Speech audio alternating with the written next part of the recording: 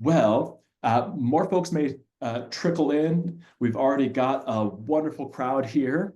Hello, if you're watching this on the recording. I'm Justin Slocum Bailey. I have been a teacher since 2005. Before that, I studied linguistics in addition to a few languages, and that study of linguistics is relevant to this presentation on guilt-free grammar. And since 2023, I've also been working with Voces, helping to make good proficiency-oriented curriculum and make it easy for teachers and students to use.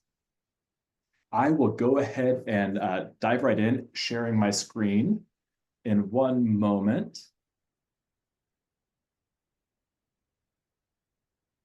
And here we go. Can you all see a screen?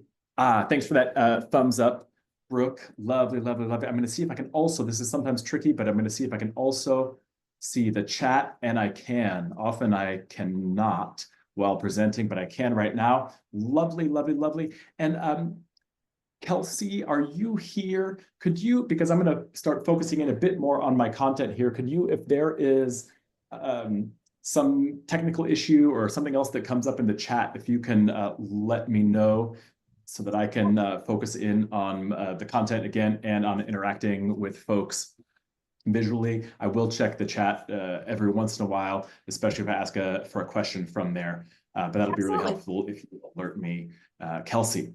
So we are here today to talk about a super, super juicy topic, which is grammar, but we're here to do it in a way that I hope is a little bit different than many conversations that we find ourselves in and many thoughts that we find ourselves having about the role of grammatical knowledge in learning a language and thus the role of grammar in teaching a language.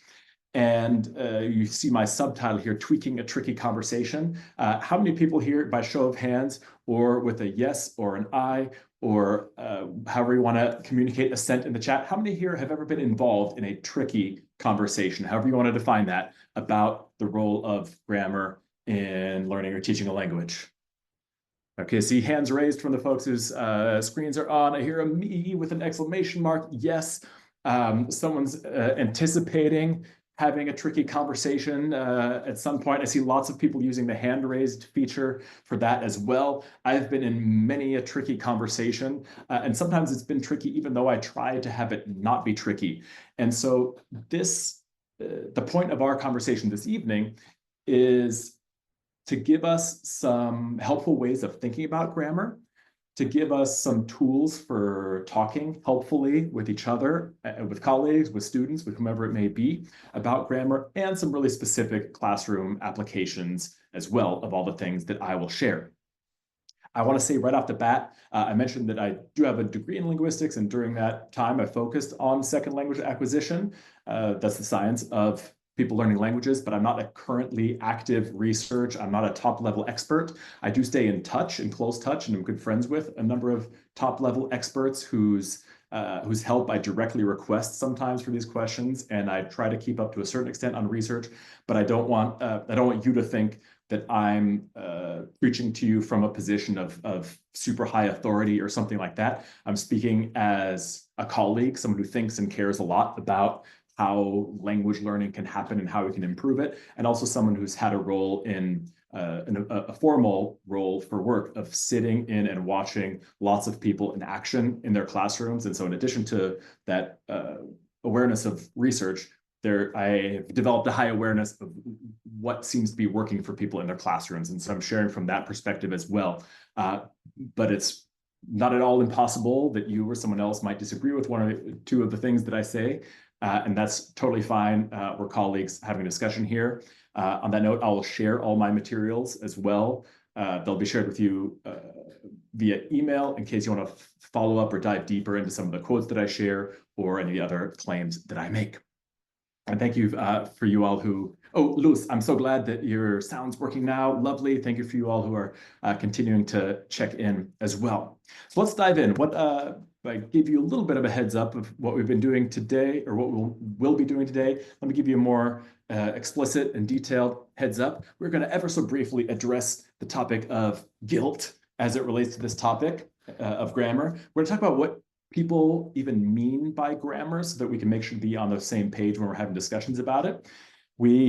I will share a couple new ways, hopefully new, or even if you've heard of or tried one or two of them before, maybe some new perspectives on grammar and its role in language teaching.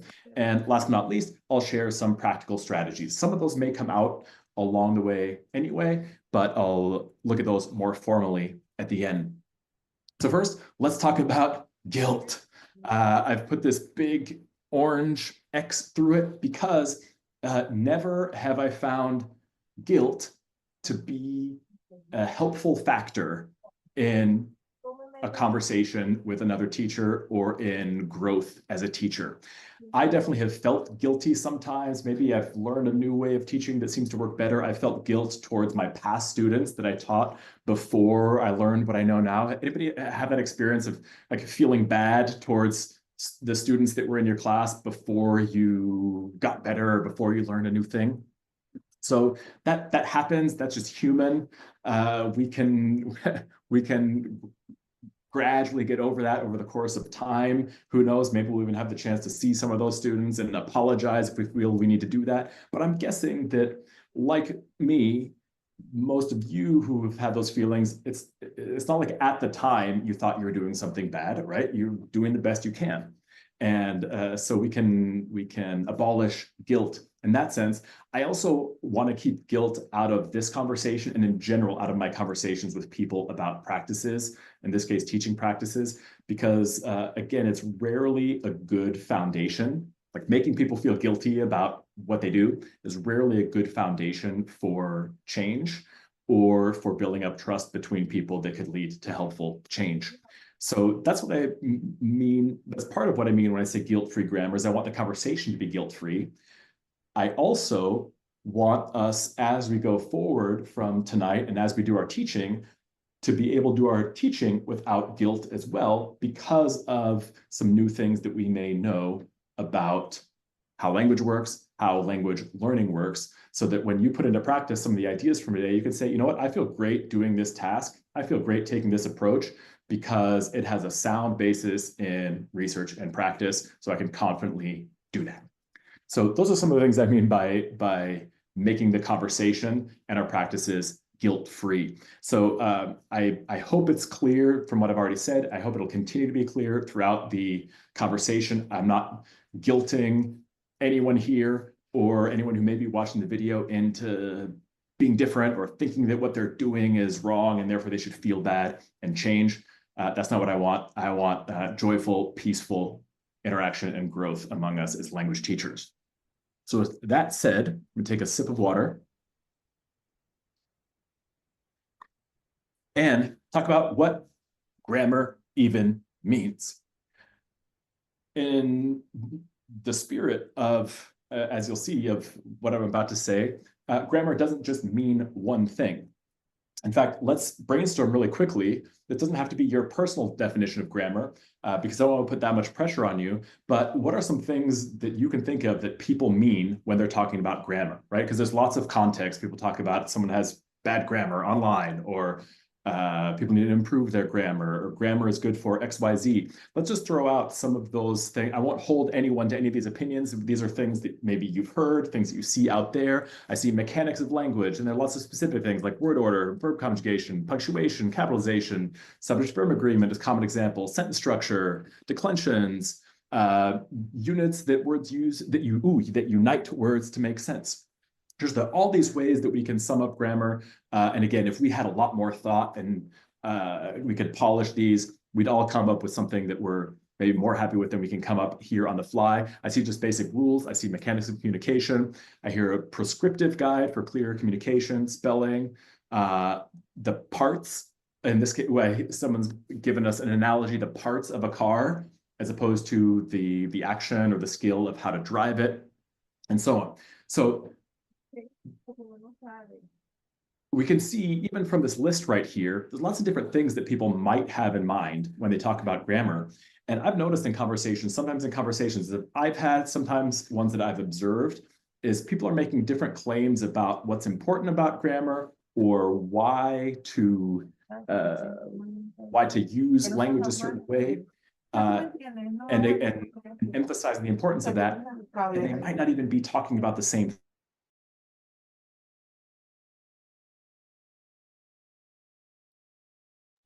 Justin, I accidentally muted you. I'm so sorry. Oh, no problem. Okay, I'm unmuted now. While I was muted, I said the most important thing of this entire presentation. I don't remember what it was. I just remember feeling it was so important.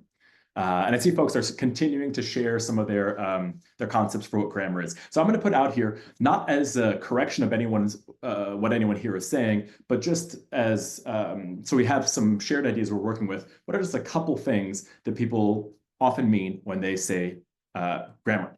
So one is just how people should talk. In a very general way, if you want to be respected, if you want to be understood, you really should talk like this. And that could include all different kinds of subtopics, like a lot of the things that many of you shared. And it's probably worth pointing out that this idea of how people should talk could come from all different sources, right? It could be people should talk that way because otherwise you won't get respected, or you won't get a job, or you won't get a good grade, or any number of things. You won't be included in a certain educated group or something like that. So the first sense is just this very general sense of, well, this is how you ought to talk for a certain outcome. By the way, some of you may know the history of the word grammar. The basic word, the root gramma, the Greek word gramma, basically means a written symbol or something written. And so it originally has to do with sort of the study of writing or speech. There's a fascinating history other than just basic communication to why they're developed a really strong sense of, oh, exactly how you speak, exactly how you write is super important. And that's reflected in a fascinating subtopic, namely magic. I'm not going to delve too deep into it right now, but the word grammar for a good chunk of the Middle Ages and even since has often been associated with magic. In fact, you may know the word a grimoire, which is an alternate form of the word grammar, which means a book of spells. Anybody here a fan of or interested in the musical Wicked, where there's a magic spell book called the Grimoire? That's also that exact word, grammar, because grammar book was a book of spells. We can find poetry in the English language, a spell of gramarye. That's just an old spelling of the word grammar, as in here, a magic spell. This is literally, she took a spell of magic and and then enacting this spell. And so I'm not saying this is the case for most modern folks, but it's an interesting background to this, to the intensity that people have sometimes had about making sure to speak right, is because the words that you say and getting them just right could have actual magical effects on the world. That's part of the history of that sort of intensity about making sure to speak really accurately and carefully. Here, I'm not making a claim about the modern world or about magic, but it is a kind of cool and quirky and fascinating kind of background. Let's fly through some of the next couple things that people often mean. Sometimes people mean something more specific and more concrete than the general idea of how people should talk, namely an overall system of parts and rules. And this came out in many of the comments people had. So the parts of language and then rules for how they work together. This comes out in types of books that have been written that are often called a grammar of, and then whatever language. So this is really small. That's okay. I'm not expecting to read all these things, but a grammar of Sanskrit, the Sanskrit language, a grammar of Latin, a grammar of English. There, it's not just how you should talk, but it's someone sat down and collected all the information they possibly could about a certain language and put it into a system of rules that someone could follow if they want to. or that someone could use to understand texts. Getting even more specific, a lot of people, when they say grammar, they don't just mean this system of parts and rules, they mean actual terminology for those parts and rules. And this might seem like splitting hairs, but I think it's actually important because I could say to a learner, let's say, I said, okay, if you want to say that you're doing an action, then the word you say is going to end with O, as in that you yourself, the I form, right? So that's a rule or a description of Spanish, Italian, Latin, that if I'm saying I am doing something, it's going to end in O. Okay, have I taught grammar there? Some people would say yes, and some people would say no, because they didn't use any grammar terms. If instead I said the first person singular present active indicative of regular verbs ends in O, some people would say, now you've actually taught the grammar because I use terminology. Okay, so that's what I mean when I say for some people or in some situations, what we mean by grammar is the terminology. And last but not least, for now, there could be others, but these are the ones I kind of want to focus in on, is how people actually talk. So regardless of what rules might be found in a book or what someone might have been told at the dinner table growing up, or how one might be corrected by someone online or by a teacher, there's simply when people talk, and specifically when native speakers of a language talk, what comes out. And you may know this already, but from a linguist perspective, number 4 is the source for all the others, really. So when, for example, when books are written about the grammar of Latin or the grammar of Sanskrit, what's the source of that information is listening to how people actually talk and reading how people actually write, and deriving from there, basically, well, how do people speak that language? And so I'm not going to have a big, huge take-home point from this section, other than if you find yourself in a conversation about, is grammar important, or do you teach grammar, or something like that, it might be worth asking a follow-up question of which of these do you mean? Which are we talking about? Are we talking about books or textbooks that list out different rules? Are we talking about grammatical terminology? Are we talking about just how people talk? So that's kind of a take-home point, is ask those questions. And there's a second small little take-home point, or just an observation that'll help as we proceed, which is when a native speaker or a highly proficient speaker of a language just starts speaking, they open their mouth and they start speaking, they start communicating what they want to communicate, really what they're doing, what they're using is number 4, right? By definition, they're speaking how they talk. A proficient speaker of a language isn't in their head looking up rules so fast that it seems natural, or conjugating verbs so fast that it seems natural, or declining nouns so fast that it seems natural. There's actually something completely different going on. Namely, somehow their brain has developed to have certain kinds of connections, actual chemical and electric connections, that when they attempt to communicate an idea, it comes out as certain words.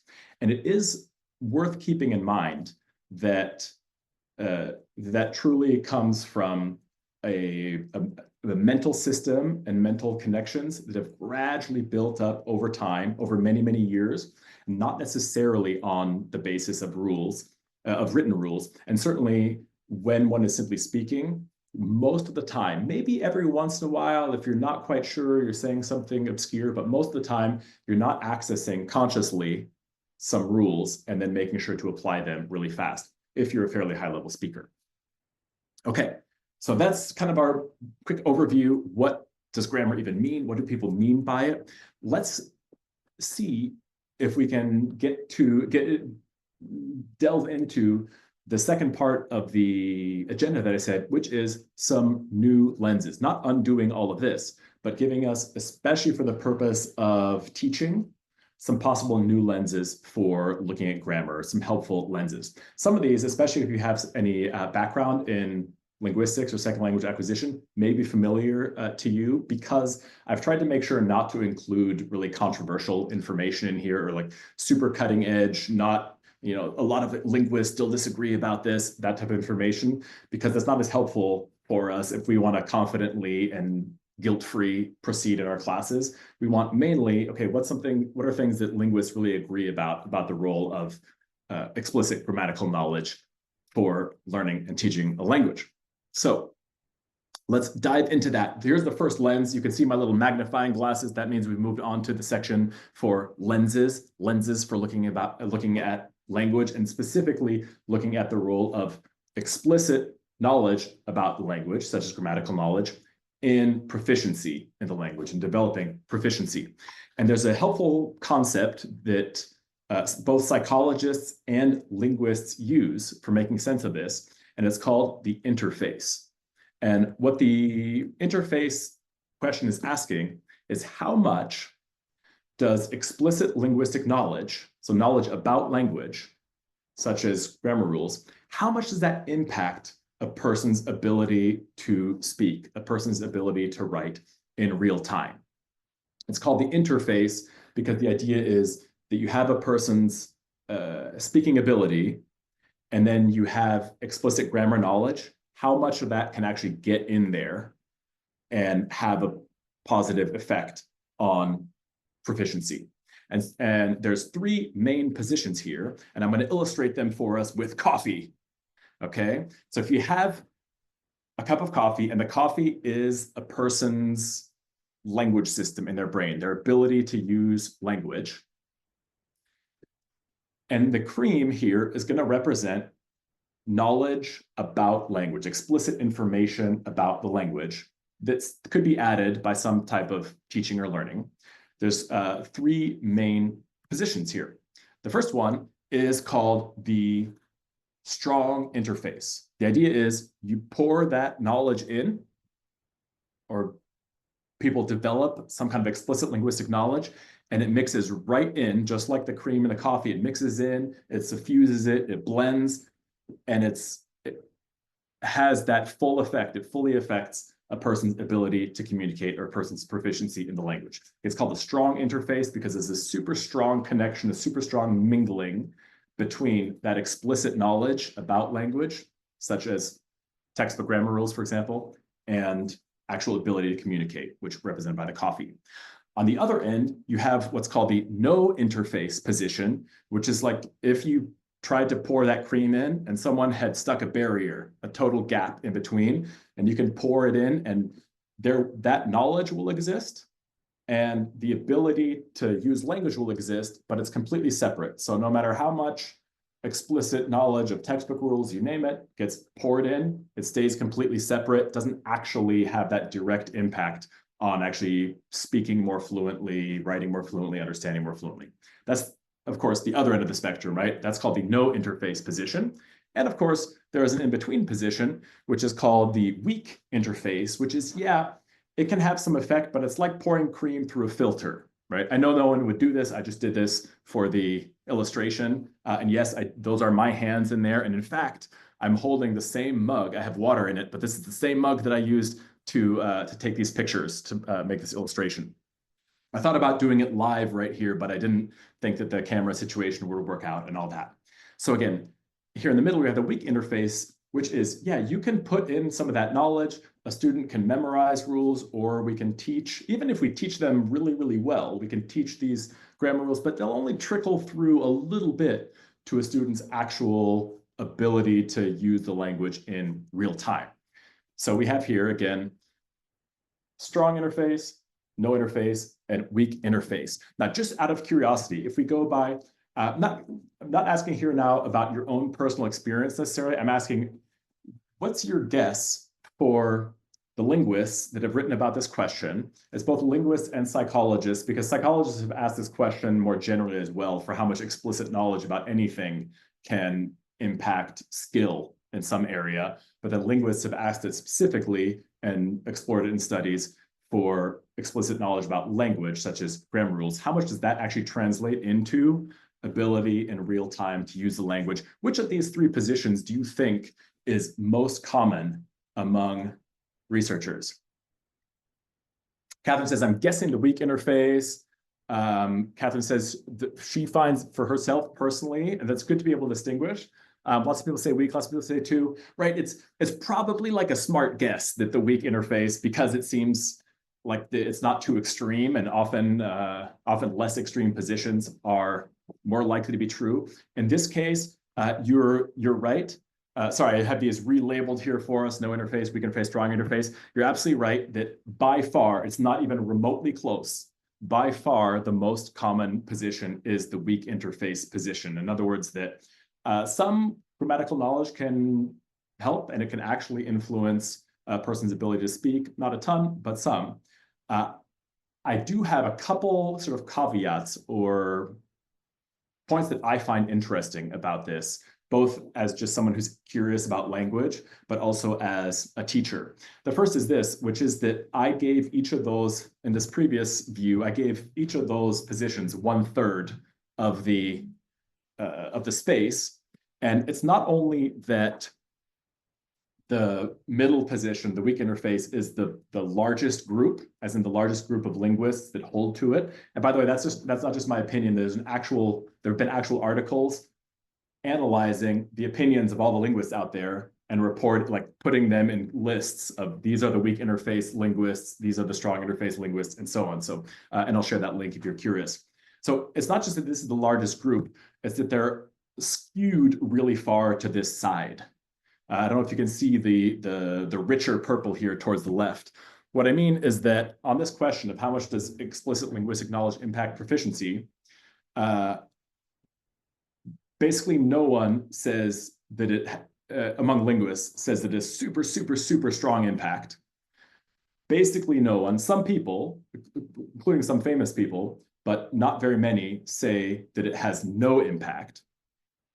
And most say that it has a little bit of impact. So that's by far the biggest position. I want to show one more thing. Oh, this article, if you're curious, Han and Finneran from 2013, and it's been confirmed in other cases since. This is an article analyzing tons and tons of other writings by various linguists to get a feel for which is most common, what's the most common position.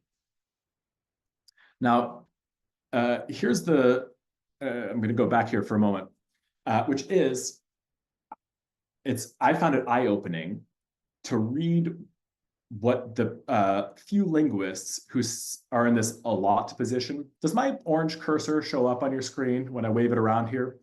So remember, there's only very few linguists who say that, thank you for confirming that. Thank you. It's only very few linguists who say that there's a super strong interface between that explicit knowledge and the ability to use the language. If you go and read what they say, a couple of things stand out.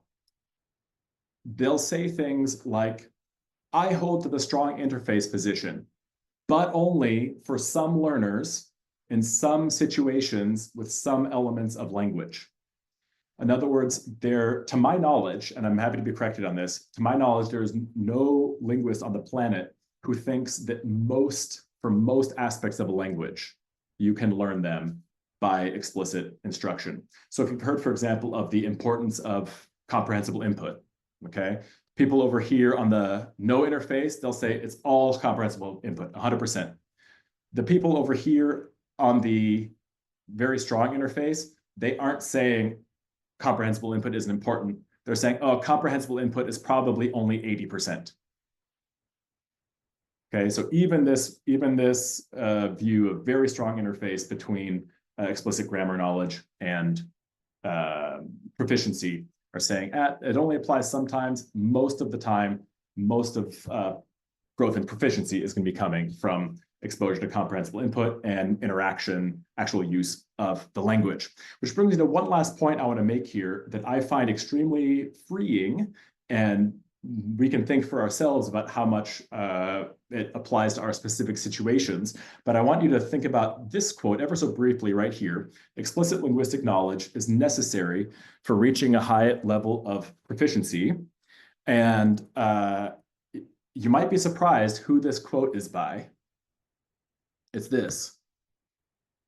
No linguist. To my knowledge, there's no linguist on the planet who thinks that explicit knowledge is necessary. So if you think back to those, that strong position, who says, yeah, it can have a strong impact, they're not saying, and it has to. They're just saying it can. Okay, it's not necessary, but if you are a person, like Catherine Merkel mentioned, if you're someone for whom that seems to do a lot, then yeah, you might be one of those people where that applies a bit more.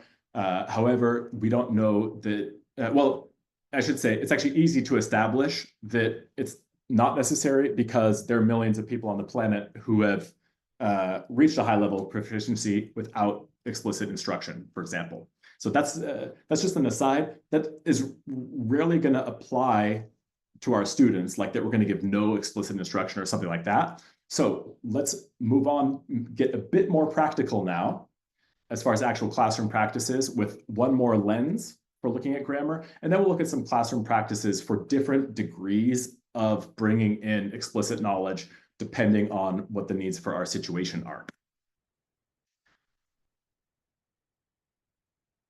And this lens, for short, can be called FONF. That's not an English word, it's an abbreviation. Could almost sounds like it could be an English word, FONF, or a character from a fantasy novel or something like that, but you'll see in a moment what it refers to. It's similar to the interface debate, or it maps onto it a little bit, but it's different enough and more practical enough that it's worth pointing out. So basically, what this refers to is specifically how you lead into teaching an element of language. And the first position or the first approach that I'll point out is something that's called a focus on forms. This is now a fairly classic term. Again, I'll give you the source for this. What focus on forms refers to is an approach where usually early in a unit or early in a chapter, students are provided either in a textbook or by the teacher with some kind of explicit information about the language. This could be like, okay, students, today we're going to learn how to form the future tense, and here's how you do it. You take a word, you take the infinitive, you remove this part, and you add this, or something like that. That's a focus on forms. And again, what's important is it's not just that you're saying that stuff, it's that that's kind of how you lead in to the lesson. Does that distinction make sense? So focus on forms. This does not mean that you never actually communicate or never actually read stories, but that's kind of how your course is organized. And that's how you lead into each topic. Like, hey, class, today the new topic is this, and here's how you do it. Here's how you form that. So that's called focus on forms. It's called focus on forms because a lot of times, it doesn't have to be, but a lot of times the content for a lesson like that is different forms that the same word can take.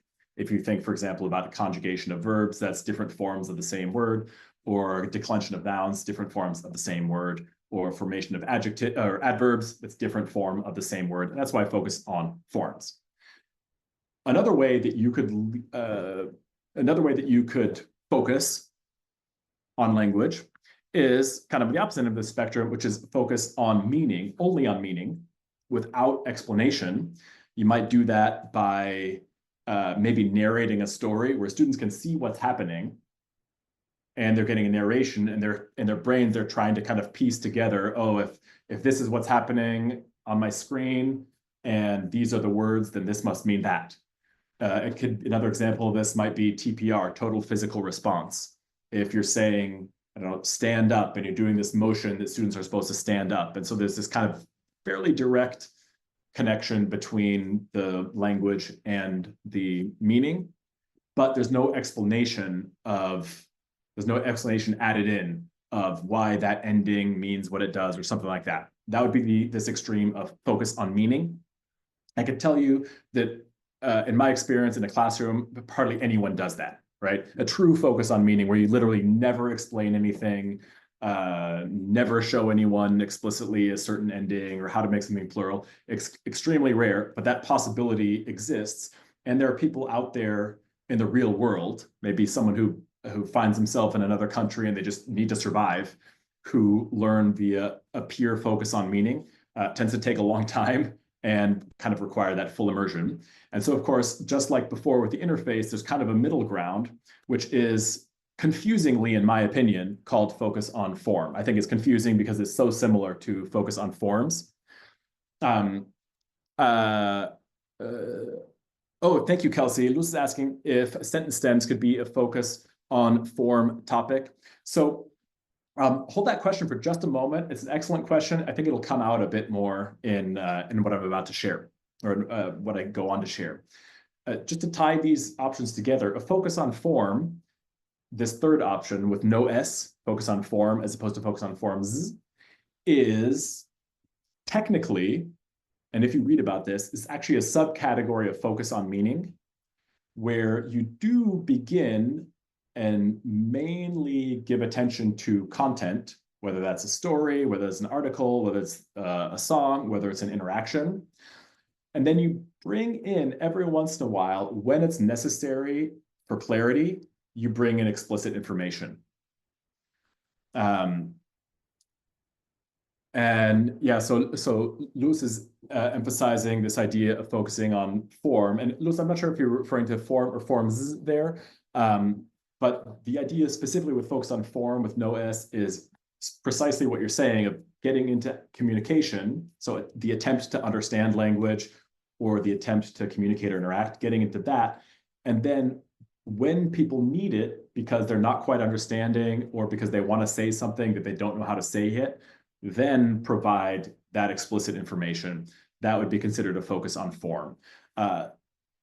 Again, focus on meaning is incredibly rare. Focus on forms is quite common, as in leading with, hey, this is our grammar topic. Here's how you form the future tense. Now let's look at some example sentences. And then maybe after that, we'll write about our futures or something like that. That's pretty common out there. Focus on form, the one where you, in the context of meaning, bring up some explanations, is also common. I'd say increasingly common, and it's the one that you'll find similar to the weak interface position that most linguists will support. So that language learning should happen within a meaningful context. And then within that meaningful context, we can have various techniques for focusing on form in order to have students notice the difference between different forms, or in order to have students be able to communicate more clearly what they want to communicate. And so with that lens in mind, this idea of focus on form, in other words, within a larger context of meaningful communication, focusing on form. I'll re-explain it one more time in a second, Jean. With that in mind, we're going to dive into means of focus on form. So I'll say one more time, and I agree, if I had invented these terms, I would not invent them like this. But what these refer to is, what focus on form refers to is you're going to read a story with students, or you're going to ask students something about their lives, like the pets that they have. And you might even give them, and this maybe applies to what you said, Luz, you might even give them some sentence stems that they can use to communicate that. And you dive into that without necessarily having spent a whole bunch of time at the very beginning. Let's say, I'll give you a really concrete example. Let's say that you're going to have students talk about their pets. Now you can tell them, I have a dog, is a word sentence you could say, or if it's teaching Spanish, you could say, okay, tengo, that's how you say I have. Tengo is how you say I have. And let's talk, and here's a list of pets, let's talk about them, okay? That's focus on form because you didn't go through and give all the forms, tengo, tienes, tiene, and so on, and have students memorize that before they can get into communicating. You're getting right into, you are using a specific form, of course, because language always occurs in a specific form. In this case, tengo, and maybe you as the teacher are using tienes when you're asking questions or confirming what people are saying. And yeah, absolutely, Gene, it's a helpful component in the delivery of CI, and we'll see that in some specific examples in a moment. So let's get into, I'm going to purposely skip a couple quotes that I have from the original article on focus on form. I'll share the resources in a works cited, as it were, with you. So keeping in mind that idea of focus on form being sort of the one most valued, most supported by linguists, and by probably a lot of our experience. In other words, this idea of focusing on real communication, but not withholding information about the language, like if students are asking or if there's a block in communication. That, again, is focus on form. So I want to leave us with a couple practical strategies for doing focus on form, for taking that approach, which is a meaning-focused approach, but with clarifying information on form with our students. There are two main ones. You might say that's not a lot for this, this hour-long session, but they have lots of subcategories. And I think it's helpful to have some of the elements of the conversation that we've built up over the course of the hour so far. So the first is something you may have heard of, which is called pop-up grammar. It doesn't technically have anything to do with toast, but when I think about it, I think of the way toast kind of pops up when you need it.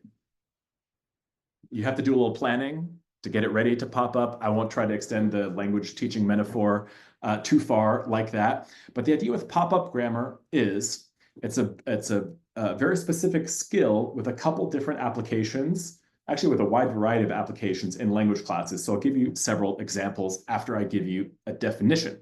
The definition is that a pop-up grammar is simply a short, in-context explanation of something about a language. Now, what's important here is, and this is what makes it fit into the focus on form as opposed to the extremes of focus on forms or focus on just meaning. What's important here is, remember back in one of the early slides when we said one view of grammar is a system of parts and rules. In pop-up grammar, we're not explaining the system. If we want to explain the whole system and help students see how it all fits together, that's something we can do maybe later. But for pop-up grammar, we're not explaining the system, we're just explaining this one situation. For example, I'll get super specific here. Actually, I think I have one more half of definition here for you of what's the point of pop-up grammar to just make this even more clear. So pop-up grammar isn't teaching someone an entire system. It's solving a specific breakdown that's happening right now, like in this moment in our class that's happening. Either a breakdown in communication, like someone's trying to communicate something, but they can't, or has misunderstood what's been said or written. That would be a specific current breakdown in communication. Or sometimes it's not a full-out communication breakdown, but it's a confidence breakdown, like a student just doesn't know what to say or doesn't know what to do, or their lack of understanding or inability to express themselves leads also to a confidence breakdown. Either of those things could be the occasion for pop-up grammar. And here's what it looks like. Let me see if this takes me to an example. This is roughly the format. I'll explain really clearly what I mean by this. Let's say that I'm a Spanish teacher and I'm having a conversation with my students. We're finding out what kind of pets different ones of us have. And a student goes to share what her pets are, and she says, "Tienes un gato," which for those of you who don't speak Spanish means you have a dog. Okay? But I'm pretty sure she was trying to say, I have a dog, right? So there's been a breakdown in communication. I'm going to ask her a question. Are you saying that I have a dog or that you have a dog? I say that in English, which is the language of instruction. It would be the language of instruction in the school that we're referring to. And she says, oh, I have a dog. And I say, okay. In that case, tengo un gato means I have a dog. Tengo un gato. If I want, I can add further information. I have a cat. I've mixed up my head. Tengo un gato, I have a cat. If I think the student's ready for it, or clarifying for other students, I say, tienes un gato means you have a cat. Tengo un gato, I have a cat. Okay? There was a question in this case. I asked the question to clarify what the meaning was.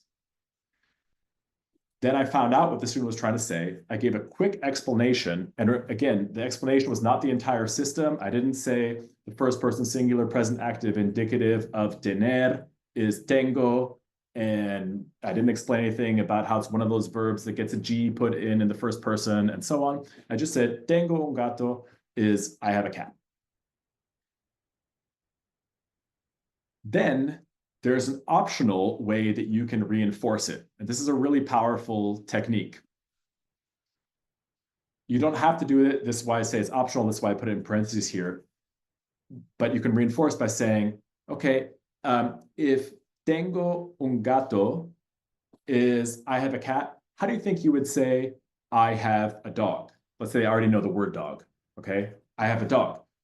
The answer that I'm expecting from students then is tengo un perro, right? And I say, okay, if tengo un gato is I have a cat, then how do you think you would say that you have, or how do you say the sentence, I have a turtle or whatever? I make sure that that wasn't a limiting factor. Right? That maybe there's a picture or a list on the wall as turtle, tortuga. But the question there is just asking for reinforcement. And in the version I gave just now, there's two versions. In the version I gave just now, I was asking for, I was eliciting that language again, right? Because I was asking a question where the students would then say, tengo, I have. A softer, kind of simpler version of that is I could say, if tengo un gato means I have a cat, what do you think tengo un libro means? Right? Then they don't have to produce it. I'm just saying the form again, tengo un libro. And students say, I have a book. And I say, very good, or muy bien. If tengo un gato means I have a cat, what does tengo un perro mean? What does tengo un caballo mean? Whatever I want to go through. And see, that again is me asking some quick questions to reinforce what I made clear with the pop-up grammar. Again, that is optional. So I might do that. I find myself doing that when it's only been very recently that I think students have heard that for the first time. I might ask that to reinforce it a bit more.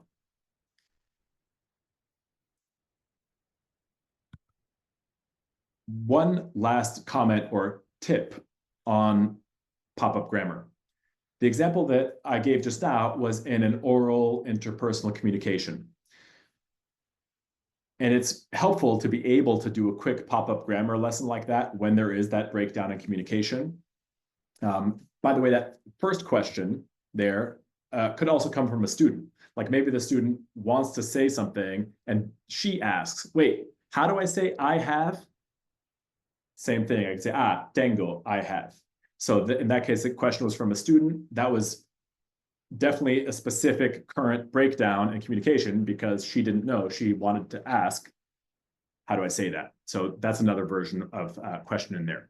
But the other big category of pop-up grammar that I want to emphasize is it's extra powerful if this is done when you have a text in front of you. And especially if you have a text that has two different forms of the same word. For example, maybe somewhere in the text, when we switch languages, maybe somewhere in the text it says hat, which is German for has, and somewhere else it said hast, which is have as in you have, okay?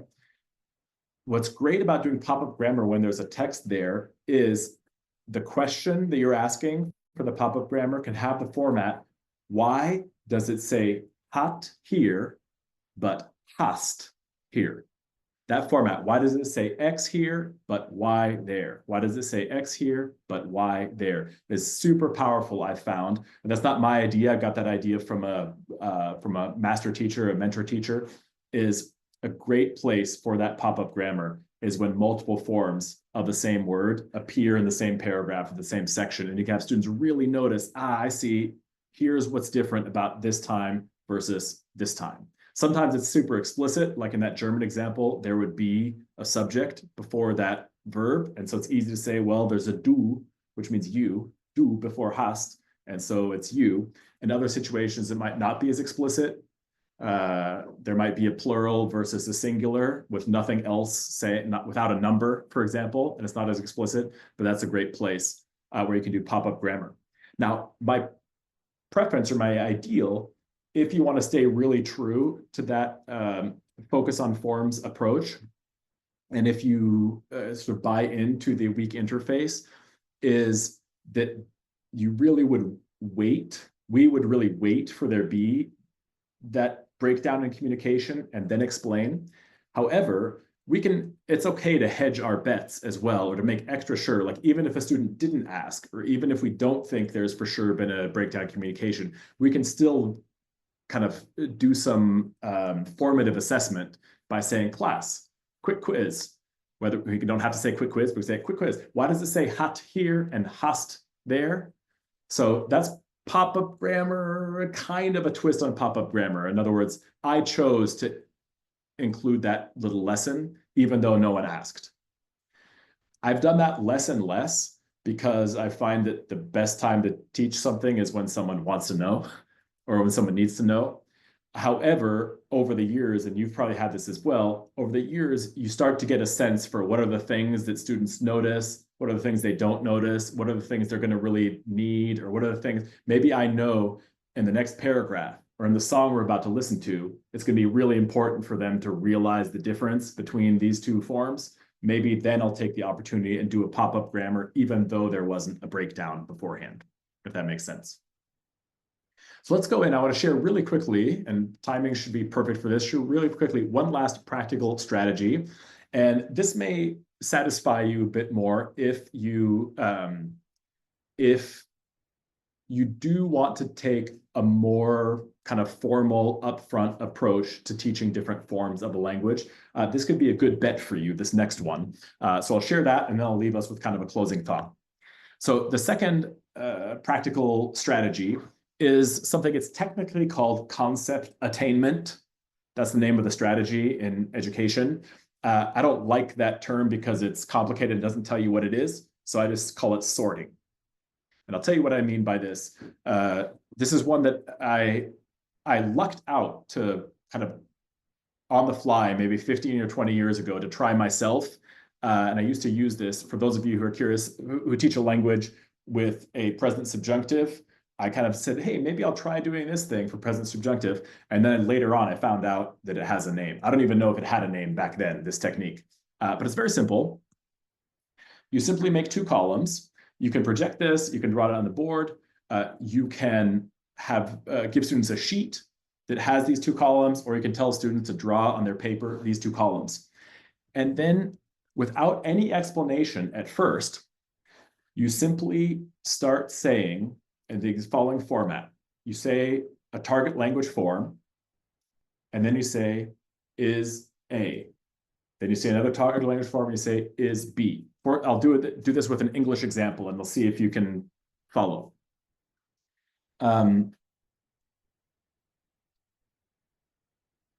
Walk is A.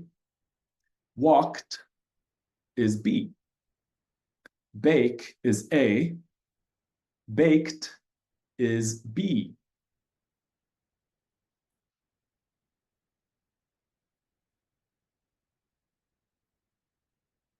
So we have so far, even just with two examples, right?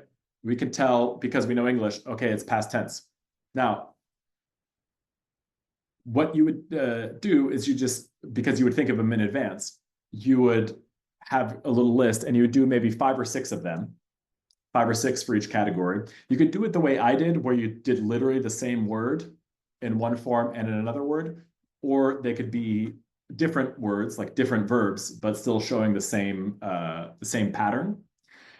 And then you move and you start saying words or giving written words, and students try to decide which it is. So it might say class is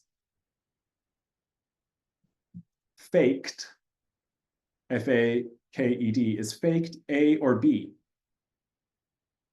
And so you're basically training students to notice these minimal differences. In that case, it's a pretty minimal difference. You could also have more major differences. And then you can leave it at that, and then you can say, good job, we've noticed all these differences. Usually, not necessarily, but usually, whatever is in column A would be something that students already know. And whatever's in column B might be something new, some new form for them to notice or start attending to. It's not technically necessary, but that makes it a little easier on the cognitive load. And then you can start giving some sentences that contain one or the other and ask whatever questions you might want, depending on what the meaning is. So that will change depending on what it is. So for example, you might have students then in a couple different sentences sort the action in the sentence into the past or the present. The idea here is, and this may be subtle, but the idea is simply to have given students a little bit of a very minor, but a little bit of a detective role in coming up with, oh yeah, I noticed that difference. And so maybe it lands a little bit, maybe it sinks in a bit more than if you just told students right off the bat, here's how you make the past tense, here's how you make the present tense, and so on. For all of these things, yeah, so Luz, the short answer is, yeah, you definitely could do that. And there's lots of ways that you can expand this, like you could put entire sentences, because especially for some forms of a word, you would, like a conditional, for example, you might only use it in the context of a conditional sentence. And so having just individual words isn't as helpful. You can still start with individual words, but then you could expand out. So I love that you're thinking at an even higher level on those. I will include in the materials, because I want to honor the end of our time here, I'll include in the materials a little video about this concept of concept attainment and some different twists that you can do on it and some other inductive ways of approaching grammar. What I want to skip to at the end here is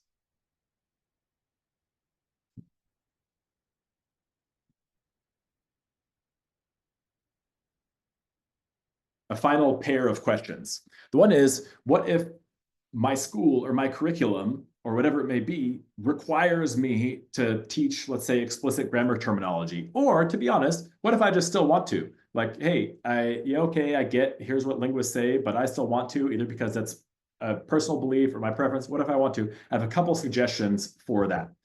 Number one is think about the time that you have, as in the literal number of minutes you have in your class, and think really carefully about how do you want the balance or the division of that time to play out. And remember that any time spent on, let's say, explicit grammar instruction is time not spent on communication. And so that may affect, that may make you think a little harder, like, yeah, I do want to do some of that explicit grammar instruction, but I got to find a way that I can do in like 5 minutes or less, because it's really important to me to have this other time. Or it might make you say, look, it is important to me. I'm just going to have students watch explanatory video about that at home and ask many questions if they have. So think about the time that's involved. That's a good question in general. The second is teach meaning first. So let's say you have to teach a conjugation chart. And I had many years when I had to do this, I would still make sure in meaning-focused contexts that students knew how to say you have, I have, and so on. And then what I would do one day, usually on a Friday, is I would say, hey, class, in Latin, how do we say I have? And students say habeo, and I'd write it on the board. And I'd say, class, how do you say you have in Latin? And they'd say habes, because they already had heard it so many times. And I would write it out, but I would organize it in the way that a textbook organizes it. And I would, by the end, they'd have the chart there and say, now class, turn to page 347 in the appendix of your textbook. And they turn to the appendix where it has all the conjugations and say, oh my gosh, it's the same thing. And say, see, you already know this. This is just a way that some linguists kind of organize this information, the same way that the periodic table is a certain way of organizing the information. You don't technically need, the periodic table isn't the only way to learn that information, but it's a systematic way of organizing it. So teaching meaning first, and then saying, oh, by the way, some people have organized this, and here's what they do when they organize it. Next, this is kind of a hairy one, and I don't mean this in a guilty way because I don't want to do any guilting, like I said, but I strongly recommend it. This made a huge, huge difference for me, is to be honest with students about the role that knowing that explicit grammar knowledge will or will not play, or that they can expect or can expect it not to play in their proficiency. Because a lot of frustration for students and for teachers comes from the idea, either explicit or implicit, that if you know this chart, you should be able to speak.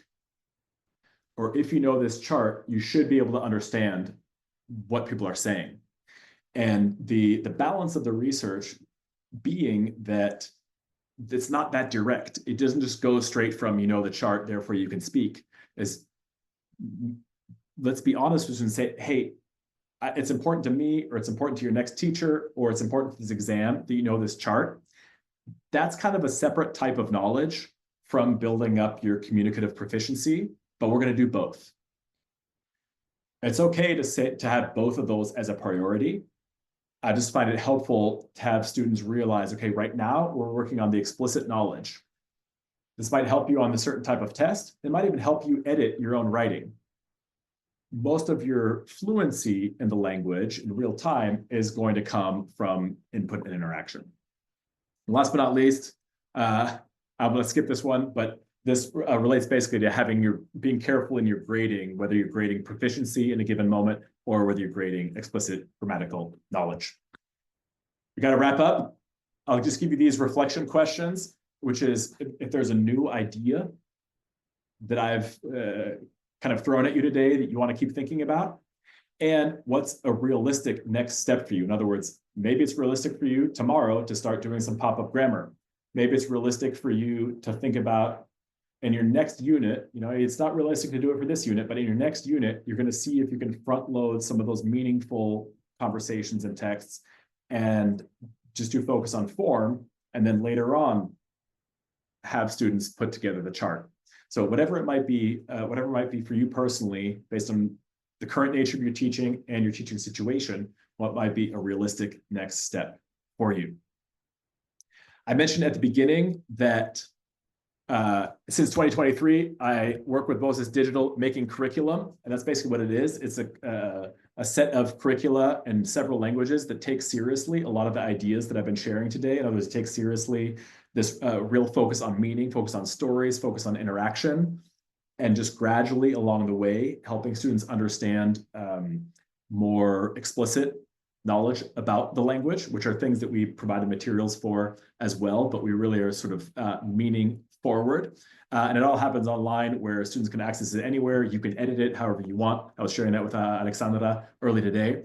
And if you're interested, I'm not going to keep putting a hard sell on you, but I would love to kind of give you a little tour of it, show you some of my favorite parts. And so if you find yourself interested in that, I'm going to skip past these things and just show you where you can, if you're interested. Oh yeah, Ana Roman, more about concept attainment. So I'll share with you a link for that, both a written description and a video of someone explaining it for language learning purposes. So if you have any questions that I've raised here, you can always email info@bosisdigital.com for questions about language teaching, questions about curriculum, things like that. Or if you're interested specifically in this topic, since I was the one that presented it, you can always email me at JustinSB, that's for Justin Slocum Bailey, at vocesdigital.com, and we'll get back to you quickly. We're a super small company. We always are able to get back to folks quickly, which people love. We'll also make sure that there's shared with you the Winter Workshop survey, because we want to know what kind of topics are helpful to you, what topics to offer in the future, and even things like what times of day or of the week are good for you for future free workshops like this. And if you want, you'll also get a link for a little one-on-one tour. That could be with me, that could be with one of my wonderful colleagues, if you're curious about more of the resources and curriculum that takes into account some of the things that I've been sharing. So I thank you all for spending what, for me at least, was an evening. For many of you, it's been evening or night, but no matter when during your day it was, it's pretty heavy, pretty intense topic in some ways. Thank you all for donating your time in that way. I hope you got some good food for thought. Maybe it's all things that you knew, but it's giving you a new way of thinking about it or new way of communicating. And again, I'm happy and eager to hear from any of you anytime. Wish you and your students all the best.